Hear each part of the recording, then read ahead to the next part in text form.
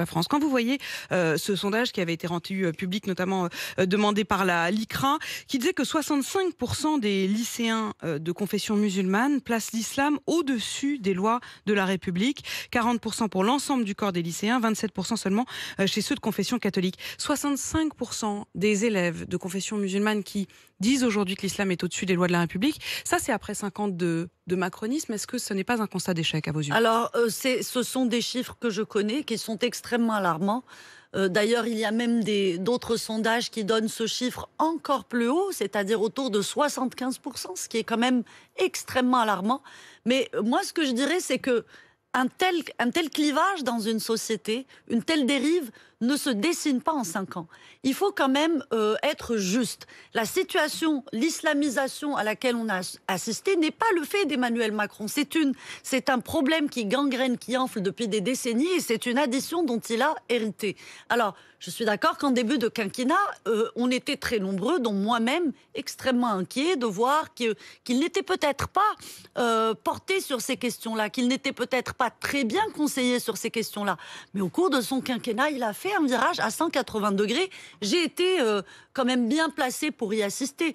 Il a coché toutes les cases dialectiques qui sont venues du camp laïque. Il a nommé les choses par leur nom. Il a fait fermer le CCIF Baraka City. C'était des choses dont on ne rêvait pas auparavant.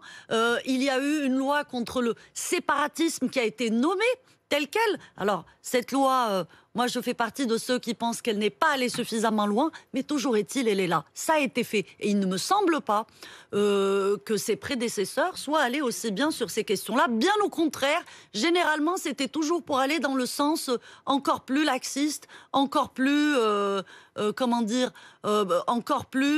qui laisse encore plus de place à l'islam politique. Vous avez le sentiment que suffisamment a été fait? Sur cette question, je pense que ce n'est pas encore suffisant, non. Je pense que c'est une question qui prendra du temps. Si je pensais que ce qui a été fait était suffisant, vous pensez bien que je ne serais pas là. Si je suis encore là à me réveiller quand même assez tôt pour venir sur un plateau, c'est que je pense qu'il y a encore beaucoup, beaucoup, beaucoup à faire.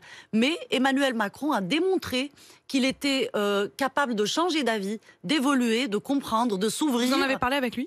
Oh oui, oui, oui, bien sûr. C'est même autour de ces questions que je l'ai rencontré la première fois et on a eu un échange qui n'a jamais réellement cessé sur ces questions. Et donc, lorsque je dis ça, ce ne sont pas des supputations, je parle de ma propre expérience. Je crois vraiment qu'il est celui avec qui ce combat peut être mené de la façon la plus positive, la plus constructive. Parce que, encore une fois, nous sommes dans un contexte où on a un candidat réactionnaire, authentiquement d'extrême droite, qui arrive même à décaler sur la gauche de l'échiquier Marine Le Pen et qui prétend porter ces questions-là. Donc je pense que c'est pour ça que c'est important que moi je dise, moi qui ai toujours été dans ce combat, non, non, non, c'est une erreur. Et je le dis encore en toute affection à tous ceux qui sont séduits par Éric Zemmour. Entre les